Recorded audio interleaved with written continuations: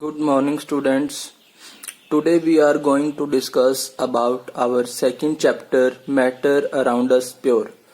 जैसा कि आप फर्स्ट चैप्टर के अंदर मैटर के बारे में डिस्कस कर चुके हो कि मैटर क्या होती है, anything which occupy space and having volume is called matter.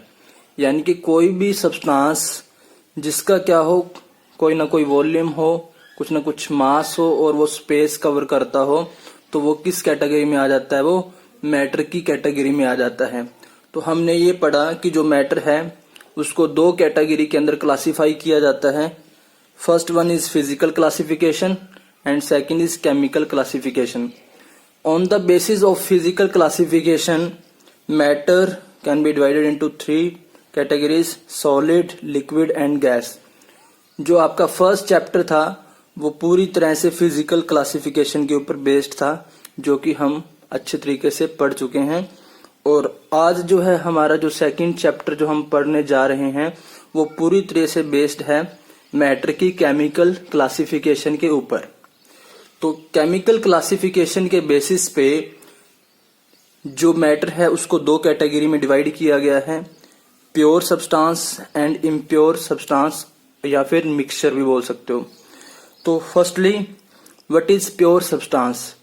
Pure substance are that substance which are formed by only one type of atom or a substance।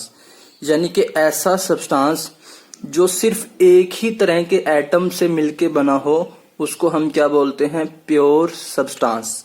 जैसे for example iron, copper, silver, oxygen, hydrogen, water etcetera. तो ये सारे के सारे जो substance हैं, ये जो एग्जांपल हैं, ये किस कैटेगरी के हैं बेटा, प्योर सब्सटेंस के। जो आयरन है, आयरन प्योर कैसे है, क्योंकि आयरन की जो शीट है उसके अंदर, आयरन की शीट के अंदर सारे के सारे पार्टिकल जो हैं वो किसके हैं, आयरन के हैं। तो यानी कि जो आयरन की शीट है वो पूरी तरह से एक ही तरह के एटम से मिलके बनी हुई है, तो इसलिए वो किसका एग्जाम्पल होगा, प्योर सब्सटेंस का। इसी तरीके से कॉपर, सिल्वर और ऑक्सीजन, जो एयर के अंदर ऑक्सीजन है और या फिर किसी सिलेंडर के अंदर अगर ऑक्सीजन को फिल किया गया है तो उस गैस सिलेंडर के अंदर पूरी तरह से जो मॉलिक्यूल हैं वो किसके होंगे, ऑक्सीजन के होंगे। तो ऑक्सीजन भी क्या हुआ, प्योर हुआ। जो वाटर है, वाटर प्योर कैसे है? आप सोच रहे होंगे कि वाटर के अंदर हाइड्रोजन और ऑक्सीजन है तो ये इम्प्योर कैटेगरी में जाना चाहिए। बट मान लीजिए अगर आपने एक गिलास के अंदर वाटर फिल किया हुआ है तो उस प्योर वाटर के अंदर सारे के सारे जो पार्टिकल हैं उस गिलास के अंदर वो किसके हैं, वाटर के हैं, H2O के हैं। तो इसलिए वाटर के अलावा, H2O के अलावा उस गिलास के अंदर कोई और तरह के पार्टिकल नहीं है, तो इसलिए ये जो है वाटर वो भी किस कैटेगरी में आएगा, प्योर की कैटेगरी में आएगा। नेक्स्ट है इम्प्योर सब्सटेंस। इम्प्योर सब्सटेंस वो सब्सटेंस होते हैं जो एक से ज्यादा टाइप के एटम के मिलने से बनते हैं, which are formed by more than one kind of atom. जैसे कि milk, soft drinks and sugar and salt.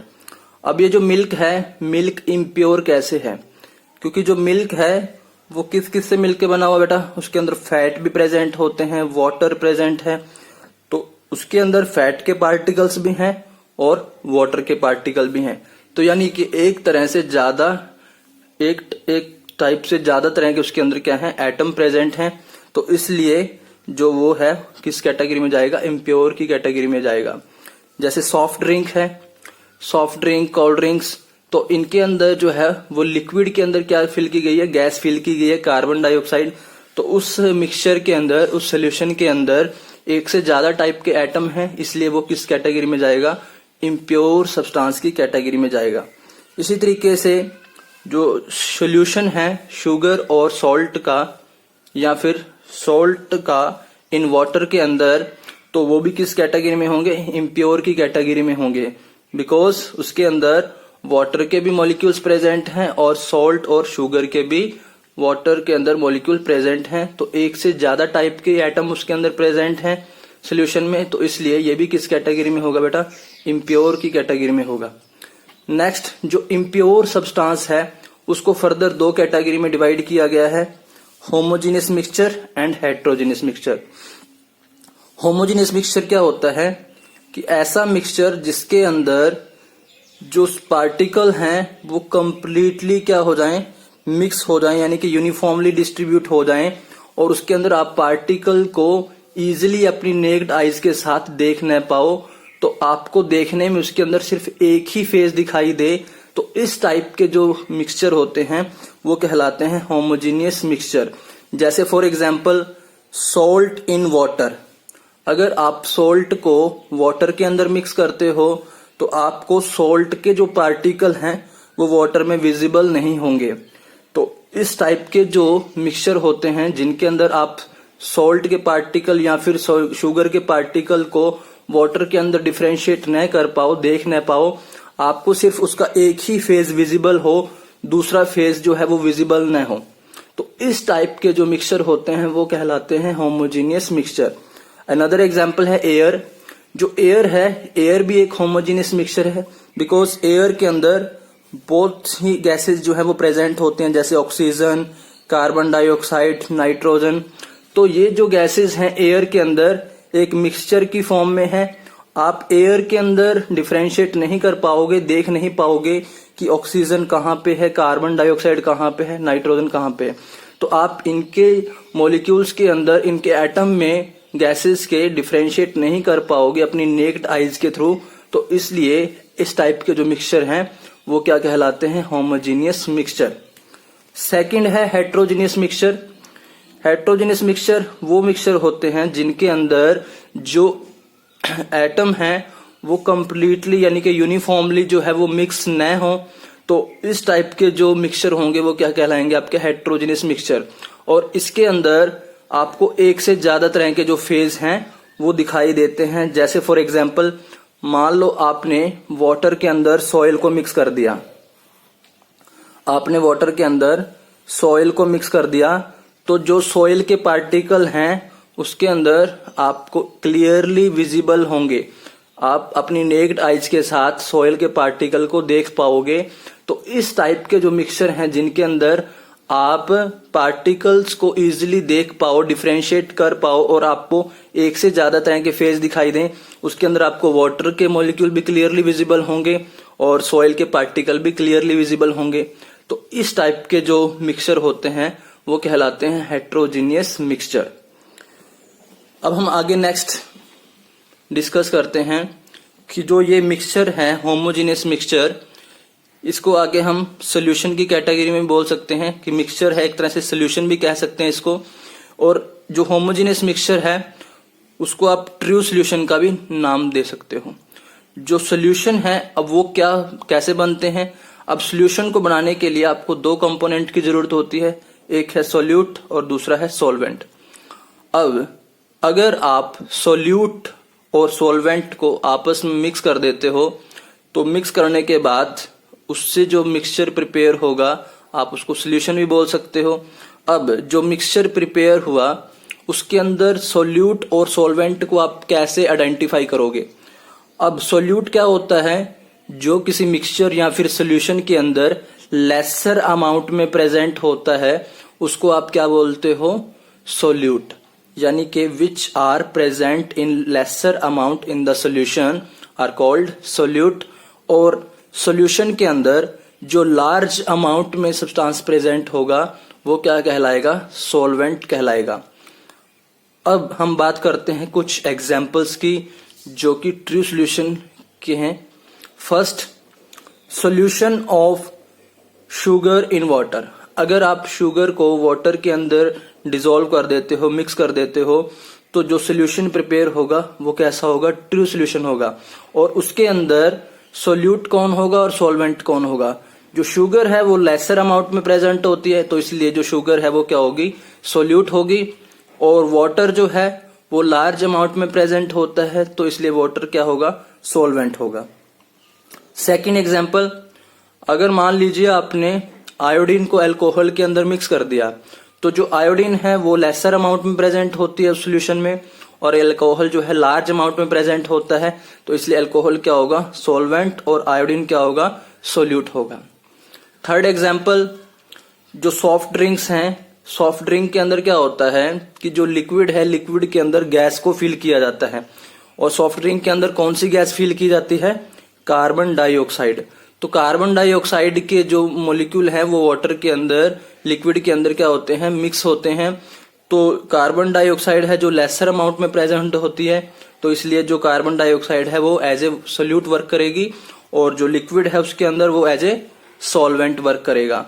तो ये सारे के सारे जो सोल्यूशन हैं जिनके अंदर पार्टिकल का साइज बहुत स्मॉल होता है, आप उनको नेक्ड आइज से न देख पाओ, तो उसको आप बोलते हैं ट्रू सोल्यूशन या फिर होमोजेनियस सोल्यूशन। अब हम बात करते हैं कि प्रॉपर्टी ऑफ ट्रू सोल्यूशन क्या क्या है। तो फर्स्टली हमने डिस्कस किया अभी कि पार्टिकल का साइज बहुत स्मॉल होने की वजह से आप इसको देख नहीं पाओगे नेक्ड आइज के थ्रू, तो इसलिए ये होमोजेनियस मिक्सचर की कैटेगरी में आते हैं। Second, the size of the particles are very small, less than 1 nanometer. इसके पार्टिकल का साइज बहुत ही स्मॉल होता है, 1 नैनोमीटर से बहुत कम होता है, तो इसलिए आप इनके पार्टिकल को नेक्ड आइज के थ्रू नहीं देख पाओगे। Next, due to small size of particles can not be separated by filtration process. इसके पार्टिकल का साइज इतना स्मॉल होता है कि आप इनके पार्टिकल्स को नेक्ड आइज के थ्रू नहीं देख पाते, और इसको आप फिल्ट्रेशन प्रोसेस के थ्रू भी जो है वो सेपरेट नहीं कर पाओगे। यानी कि जो सोल्यूट के पार्टिकल हैं आप उसको सॉल्वेंट से अलग नहीं कर पाओगे with the help of filtration process. क्यों नहीं कर पाएंगे? क्योंकि फिल्ट्रेशन प्रोसेस के अंदर आप जो फिल्टर पेपर लेते हो जिसके अंदर क्या होते हैं? छोटे छोटे पोरस होते हैं। अब ये जो पोरस हैं फिल्टर पेपर के, इनके पोरस का जो साइज होता है वो लार्ज होता है एज कंपेयर टू सोल्यूट के पार्टिकल के।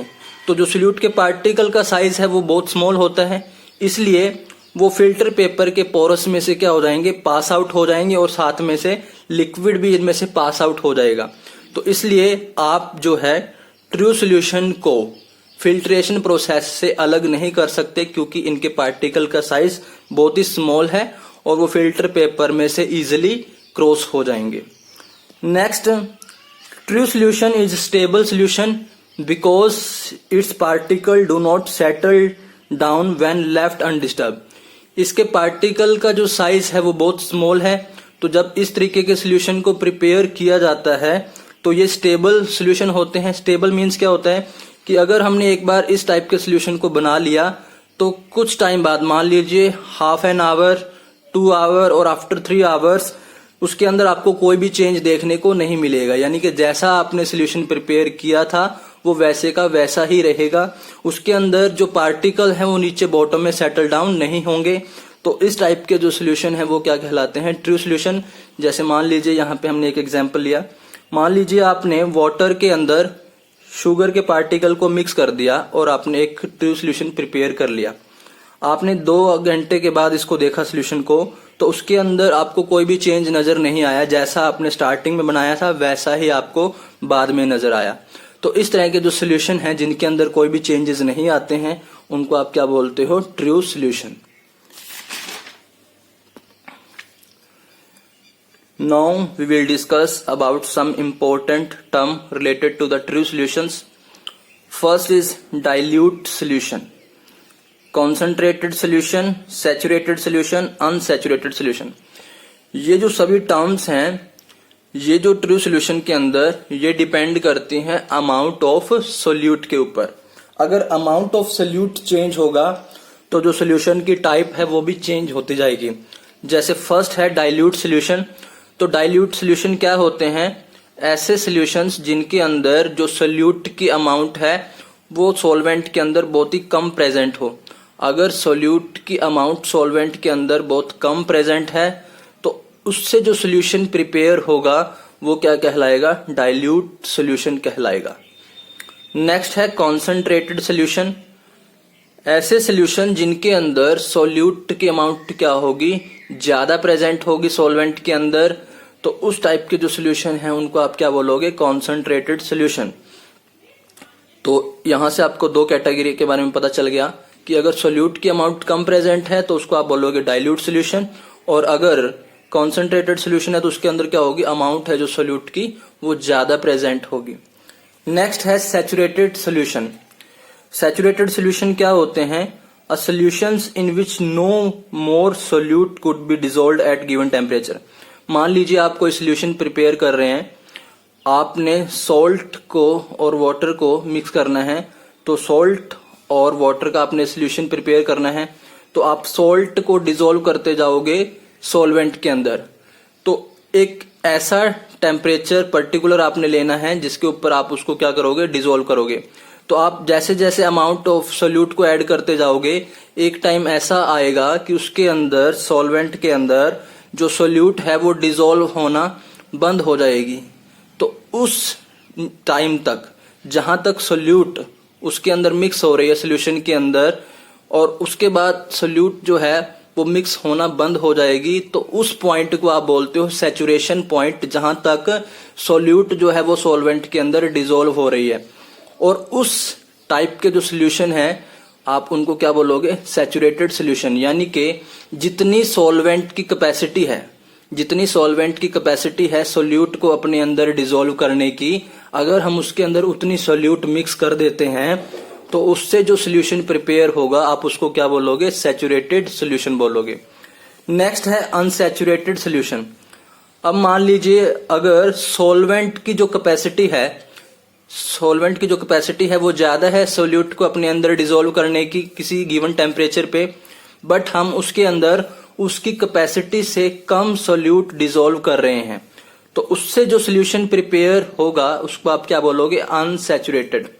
तो यहां पे आपको दो चीजों के बारे में और पता चल गया। अगर तो जितनी सॉल्वेंट की कैपेसिटी है उसके अंदर उतनी ही सोल्यूट मिक्स कर दें तो सैचुरेटेड सोल्यूशन प्रिपेयर होगा, और अगर सॉल्वेंट की कैपेसिटी से कम हमने उसके अंदर सोल्यूट मिक्स की है, यानी कि और ज्यादा उसके अंदर सोल्यूट जो है वो मिक्स हो सकती है, तो उस टाइप के जो सोल्यूशन होंगे वो क्या कहलाएंगे? Unsaturated solution. तो नेक्स्ट है सोल्युबिलिटी। अब सोल्युबिलिटी क्या होती है कि जब आप किसी अमाउंट ऑफ सोल्यूट को किसी सैचुरेटेड सोल्यूशन के अंदर किसी गिवन टेम्परेचर पे डिसॉल्व करते हो, तो उससे जो आपकी अमाउंट जो है वो डिपेंड करेगी सोल्युबिलिटी के ऊपर। तो अगर हम बात करें सोल्युबिलिटी क्या है, कि कितनी अमाउंट हमने किसी सॉल्यूशन के अंदर डिसॉल्व की है सोल्यूट की, वही क्या कहलाती है? उसकी सोल्युबिलिटी। अब सोल्युबिलिटी कम भी हो सकती है, ज्यादा भी हो सकती है। जो सोल्युबिलिटी है वो टेम्परेचर पे डिपेंड करती है।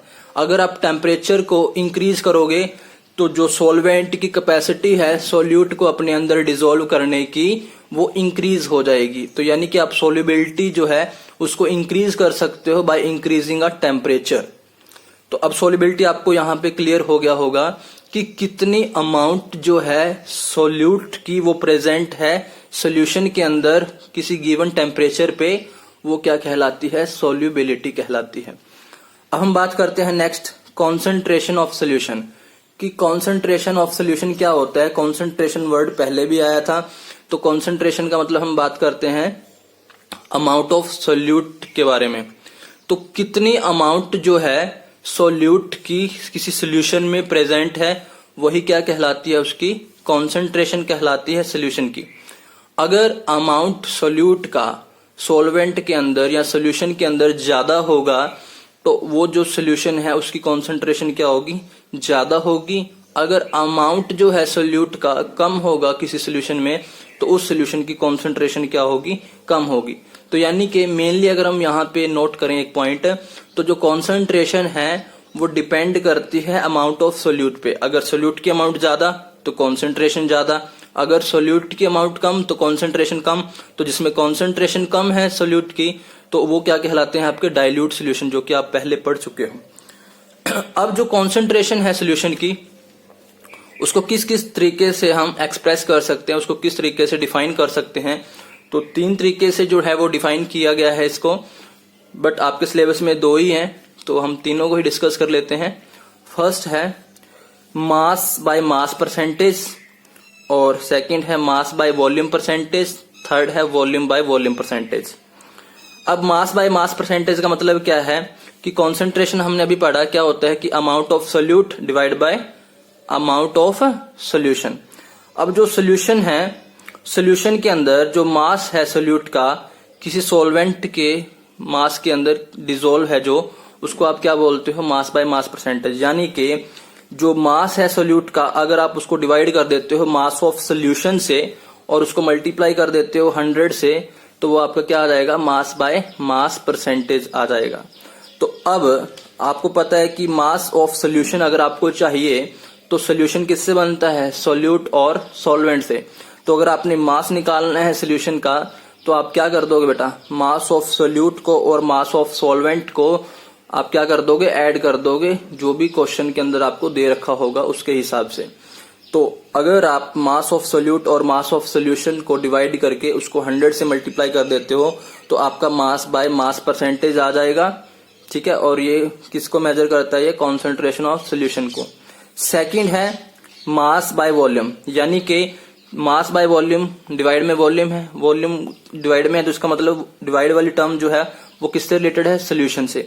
तो यानी कि जो वॉल्यूम है सोल्यूशन का वो किस में होगा आपका, या तो मिलीलीटर में होगा या फिर लीटर में होगा, क्योंकि वॉल्यूम को मेजर करने की जो यूनिट है वो क्या होती है, मिलीलीटर और लीटर।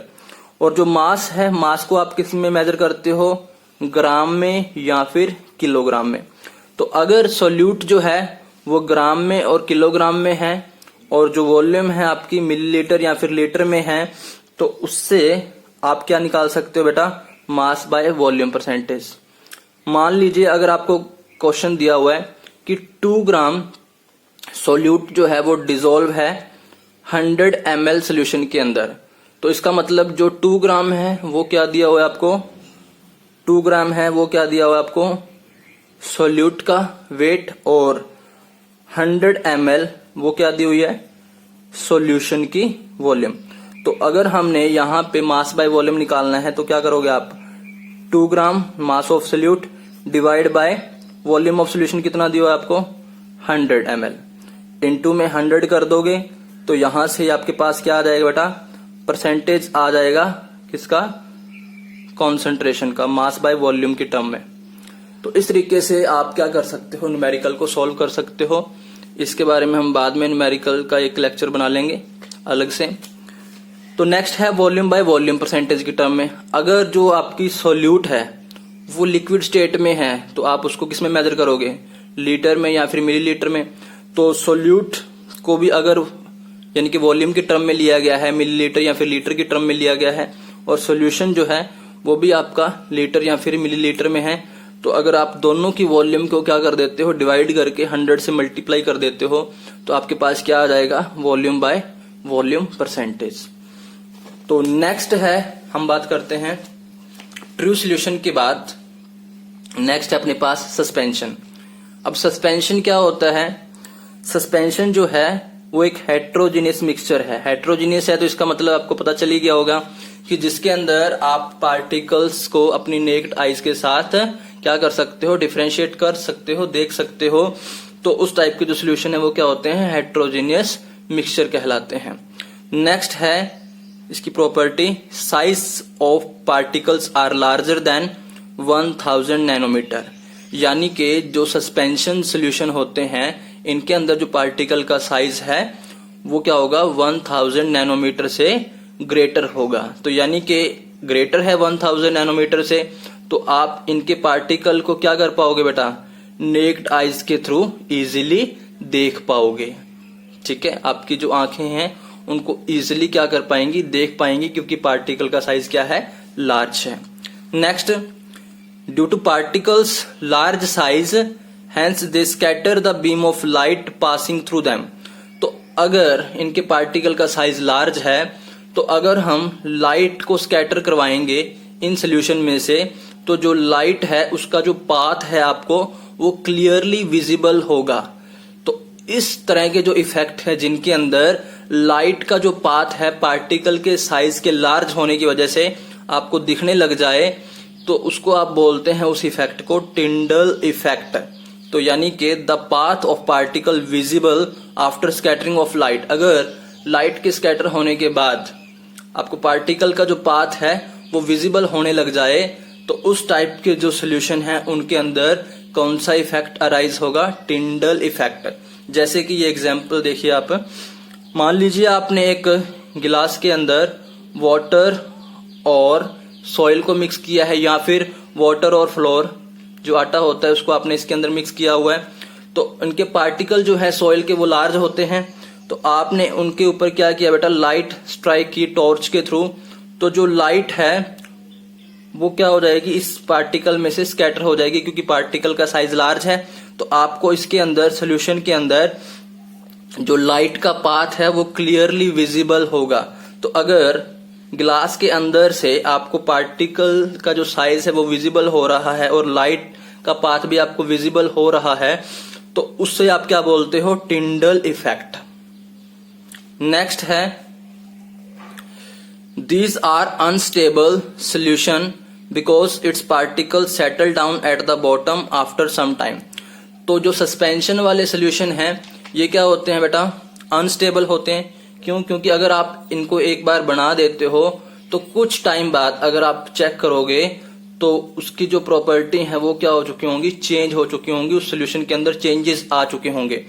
मान लीजिए आपने सॉइल को मिक्स करके रख दिया वाटर के अंदर एक बार, तो सोल्यूशन प्रिपेयर कर दिया आपने कुछ टाइम बाद देखा 1 और 2 आवर के बाद, तो आपको क्या नजर आएगा कि जो सॉइल के पार्टिकल थे वो गिलास के अंदर नीचे बॉटम में क्या हो जाएंगे, सेटल हो जाएंगे। तो यानी कि जैसा आपने प्रिपेयर किया था वैसा बाद में नहीं मिलेगा आपको वो सोल्यूशन। तो इसलिए ये जो सोल्यूशन है वो क्या होंगे बेटा, अनस्टेबल होंगे, क्योंकि इनके पार्टिकल जो है लार्ज साइज होने की वजह से वो बॉटम में सेटल डाउन हो जाते हैं। तो इसके एग्जाम्पल क्या क्या हो सकते हैं, sand in water, floor in water, soil in water, chalk powder in water. तो ये सारे के सारे एग्जाम्पल हैं किसके हैं बेटा, सस्पेंशन के। तो अब हम नेक्स्ट और बात करते हैं, क्योंकि इसके पार्टिकल का साइज जो है वो लार्ज है, 1000 नैनोमीटर से ग्रेटर है, तो आप इसके पार्टिकल जो हैं उनको आप क्या कर पाओगे, इजिली सेपरेट कर पाओगे with the help of filtration process. क्यों? क्योंकि इसके जो पार्टिकल हैं उनका साइज लार्ज है, किससे बेटा, फिल्टर पेपर के पोरस से। तो फिल्टर पेपर के पोरस में से जो इसके सोल्यूट के पार्टिकल हैं वो पास नहीं हो पाएंगे और वो फिल्टर पेपर के ऊपर ही रह जाएंगे। तो इसलिए आप इसको क्या कर सकते हो, फिल्ट्रेशन प्रोसेस से अलग कर सकते हो, क्योंकि इनके पार्टिकल का जो साइज है वो फिल्टर पेपर के पोरस के साइज से क्या है, लार्ज है। तो आप इस तरह के जो सोल्यूशन है उनके अंदर आप सोल्यूट और सॉल्वेंट को इजीली क्या कर पाओगे, फिल्ट्रेशन प्रोसेस के थ्रू सेपरेट कर पाओगे। तो ये हो गया हमारे पास सस्पेंशन के बारे में। अब थर्ड है अपने पास कोलॉइडल सोल्यूशन। अब कोलॉइडल सोल्यूशन क्या है, these solutions appear to be homogeneous but actually is heterogeneous. इस टाइप के जो सोल्यूशन होते हैं वो आपको देखने में तो होमोजीनियस जैसे लगते हैं कि उसके अंदर पार्टिकल का साइज बहुत स्मॉल होगा, बट एक्चुअल में जो ये सोल्यूशन होते हैं वो क्या होते हैं, हेट्रोजीनियस नेचर के होते हैं। तो अब हम बात करते हैं इनकी प्रॉपर्टीज की। तो पार्टिकल जो साइज है वो कितना होगा बेटा, 1 नैनोमीटर से 1000 नैनोमीटर की रेंज में होगा। तो यानी कि पार्टिकल का जो साइज है वो ना तो ज्यादा स्मॉल है ना ही ज्यादा लार्ज है, मीडियम साइज का है। तो they are neither too big और नॉर टू स्मॉल। तो इसके पार्टिकल का साइज ना तो ज्यादा स्मॉल है ना ही ज्यादा लार्ज है। The particles are not big enough to be seen by naked eyes. तो पार्टिकल का साइज इतना भी लार्ज नहीं है कि आप उसको अपनी नेक्ड आइज के थ्रू देख पाओ। तो यानी कि कोलॉइडल सोल्यूशन के अंदर भी आप पार्टिकल के साइज को नेक्ड आइज से नहीं देख पाओगे, बट आप उनको किससे देख पाओगे बेटा, with the help of light. कैसे, particles are big enough to scatter a beam of light past through them. कि पार्टिकल का साइज इतना बड़ा है कि आप क्या कर पाओगे, लाइट की स्कैटरिंग के थ्रू उसके पाथ को क्या कर पाओगे, इजिली विजिबल कर पाओगे, उनको देख पाओगे पार्टिकल्स को, किसकी हेल्प से, लाइट की हेल्प से। और हमने अभी पीछे भी डिस्कस किया था, अगर आप पार्टिकल्स के साइज को या फिर लाइट स्कैटर करके आप उनके पाथ को विजिबल कर पाओ तो उसे आप क्या बोलते हैं, टिंडल इफेक्ट बोलते हैं। तो यानी कि इस टाइप के जो सोल्यूशन है कोलॉइडल सोल्यूशन वाले, इनके अंदर भी कौन सा इफेक्ट अराइज होगा, टिंडल इफेक्ट। देखिए, they do not settle down when left undisturb therefore quite stable. तो जो कोलॉइडल सॉल्यूशन है इनके अंदर पार्टिकल का साइज बहुत स्मॉल है, बट आप पाथ जो है वो क्लियरली विजिबल हो जाता है विद लाइट, आप उनको नेक्ड आईज के थ्रू नहीं देख पाते हो। तो अगर आप कोलॉइडल सॉल्यूशन की बात करते हो तो ये भी क्या होते हैं, स्टेबल होते हैं। अगर आप इनको एक बार प्रिपेयर करके कुछ समय के लिए रख दो तो उनके अंदर कोई भी चेंजेस नहीं आते हैं, यानी कि वो आपको कुछ भी उसके अंदर कुछ भी जो कमी है उसके अंदर आपको नजर नहीं आएगी, जैसा आपने प्रिपेयर किया था वैसा ही वो आपको दिखाई देगा। तो इस टाइप के जो सोल्यूशन होते हैं वो क्या कहलाते हैं, कोलॉइडल सोल्यूशन। और these solution show Tyndall effect. ये क्या शो करते हैं, टिंडल इफेक्ट शो करते हैं। जब हम लाइट को स्ट्राइक करेंगे इनके पार्टिकल से तो जो लाइट का जो पाथ है वो आपको क्लियरली विजिबल होगा, जैसा कि हमने सस्पेंशन के अंदर देखा था।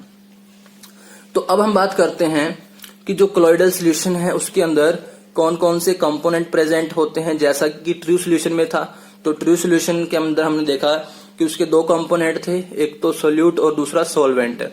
और यहाँ पे कोलॉइडल सोल्यूशन में भी क्या होंगे, दो कंपोनेंट होंगे इसके, एक तो होगा डिस्पर्स फेज और दूसरा होगा डिस्पर्जन मीडियम। तो डिस्पर्स फेज जो है वो कैसा होता है बेटा, एज ए सोल्यूट। जैसा कि सोल्यूट कम अमाउंट में प्रेजेंट होती थी, तो जो डिस्पर्स फेज है कोलॉइडल सोल्यूशन में वो भी क्या होगा, लेसर अमाउंट में प्रेजेंट होगा। और जो डिस्पर्सन फेज है, जो डिस्पर्जन मीडियम है, वो जो है वो क्या होगा, एज ए सॉल्वेंट एक्ट करेगा, यानी कि जो लार्ज अमाउंट में प्रेजेंट होगा, मोर अमाउंट में प्रेजेंट होगा, वो क्या होगा, डिस्पर्जन मीडियम कहलाएगा। तो अगर आप डिस्पर्स फेज को यानी कि कम अमाउंट को यानी कि सोल्यूट को अगर आप डिस्पर्जन मीडियम में मिक्स कर दोगे तो आपके पास जो सोल्यूशन प्रिपेयर होगा वो कौन सा होगा बेटा, कोलॉइडल सोल्यूशन प्रिपेयर होगा। तो इसके हम कुछ एग्जाम्पल देख लेते हैं। देखिए हम टेबल बना रहे हैं यहाँ पे, disperse phase, dispersion medium, type of solution और एग्जाम्पल्स की क्या क्या है। मान लीजिए डिस्पर्जन मीडियम है। डिस्पर्जन मीडियम क्या होता है, जो लार्ज अमाउंट में प्रेजेंट है, यानी कि डिस्पर्जन मीडियम के अंदर आपने क्या ऐड करना है, डिस्पर्स फेज, जो कि कम अमाउंट में। जो ये डिस्पर्स फेज है ये कम अमाउंट में प्रेजेंट होंगे, जो डिस्पर्जन मीडियम वाले हैं वो लार्ज अमाउंट में प्रेजेंट होंगे। तो फर्स्ट देखिए, अगर आपका जो डिस्पर्स फेज है वो लिक्विड स्टेट में है और डिस्पर्जन मीडियम गैस स्टेट में है, तो यानी कि लिक्विड को आपने किसके अंदर मिक्स किया है, गैस के अंदर। तो इस टाइप के जो सोल्यूशन है वो क्या कहलाते हैं, एयरसोल। अब इसके एग्जाम्पल क्या है, फॉग, क्लाउड, मिस्ट। अब ये जो मिस्ट होती है या फिर स्नीजिंग जब आप करते हो तो स्नीजिंग के अंदर क्या होता है कि जो वाटर की ड्रॉपलेट्स हैं वो गैसेस होती हैं और गैसेस के अंदर क्या चला गया, लिक्विड। ठीक है, तो इस टाइप के जो मिक्सचर होंगे वो क्या कहलाएंगे, आपके एयरसोल।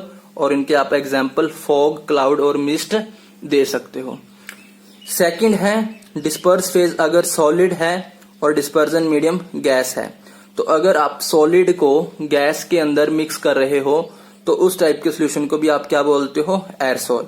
तो यानी कि यहाँ पे आपने पढ़ा कि अगर आपका डिस्पर्जन मीडियम गैस है तो उस टाइप के सोल्यूशन क्या प्रिपेयर करेंगे, एयरसोल प्रिपेयर करेंगे।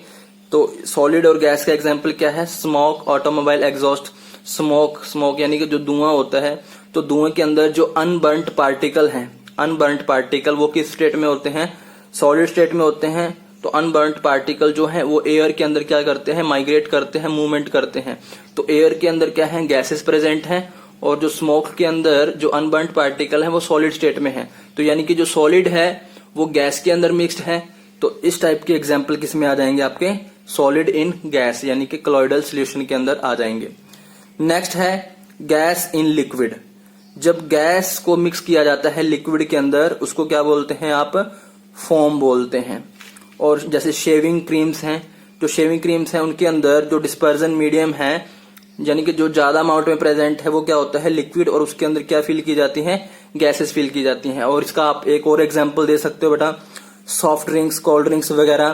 तो जो कोल्ड ड्रिंक्स होती है उनके अंदर क्या होता है, लिक्विड फिल होता है लार्ज अमाउंट में, और उसके अंदर क्या फिल की जाती है, कार्बन डाइऑक्साइड गैस फिल की जाती है। तो यानी कि गैस का मिक्स होना लिक्विड के अंदर वो क्या कहलाता है, फोम। और इसके अंदर आप शेविंग क्रीम, सॉफ्ट ड्रिंक का एग्जाम्पल दे सकते हो। नेक्स्ट है लिक्विड इन लिक्विड। जब दोनों ही मीडियम यानी कि डिस्पर्स फेज भी और डिस्पर्जन मीडियम भी लिक्विड हो तो उस टाइप के जो सोल्यूशन है उनको आप क्या बोलते हो, इमल्शन। अब इसका एग्जाम्पल क्या हो सकता है, मिल्क हो गया, फेस क्रीम होगी। जो मिल्क है, मिल्क के अंदर जो क्रीम बटर वगैरह है तो वो सारे के सारे किस स्टेट में है, डिस्पर्स फेज भी और डिस्पर्जन मीडियम भी किस में है बेटा, लिक्विड स्टेट में है। तो इसलिए ये लिक्विड इन लिक्विड का एग्जाम्पल हो जाएगा। नेक्स्ट है सॉलिड इन लिक्विड। अगर सॉलिड को लिक्विड के अंदर मिक्स किया जाए तो क्या प्रिपेयर होगा, सोल प्रिपेयर होगा। अब सोल का एग्जाम्पल क्या दे सकते हैं आप, जैसे मड, कीचड़ जो होता है, मिल्क ऑफ मैग्नीशिया। कीचड़ के अंदर क्या होता है कि जो सॉइल के पार्टिकल हैं, जो मिट्टी है, वो किस स्टेट में होती है, सॉलिड स्टेट में, और वो किस में मिक्स है, लिक्विड के अंदर। तो ये सॉलिड जो है वो लिक्विड में मिक्स है मड के अंदर। तो ये एग्जाम्पल किसका हो जाएगा बेटा, कोलोइडल सोल्यूशन का। और कोलोइडल सोल्यूशन में कौन सी टाइप में आएगा, ये सॉलिड इन लिक्विड के अंदर। और milk of magnesia, milk of magnesia क्या होता है, ये एक मेडिसिन होती है, एंटासिड्स की तरह एक्ट करती है, जो एसिडिटी को कंट्रोल करने के लिए दी जाती है। और इसके अंदर भी क्या होता है, लिक्विड के अंदर जो है वो सॉलिड मिक्स किया जाता है। नेक्स्ट है गैस इन सॉलिड।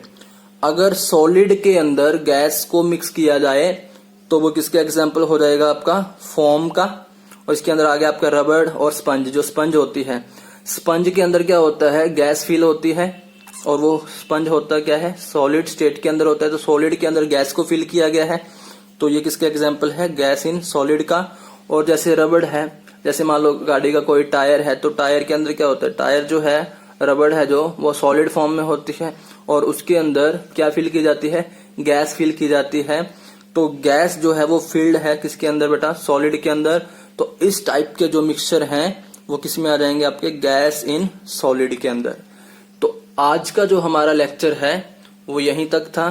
तो आगे वाले नेक्स्ट लेक्चर के अंदर हम डिस्कस करेंगे हमारे जो नेक्स्ट टॉपिक हैं कि जो हमारे ये जो कोलोइडल सोल्यूशन है, सस्पेंशन है, इनको हम किस टेक्निक्स का यूज करके, कौन कौन सी ऐसी टेक्निक है जिनका यूज करके हम इनको क्या कर सकते हैं, सेपरेट आउट कर सकते हैं, अलग कर सकते हैं,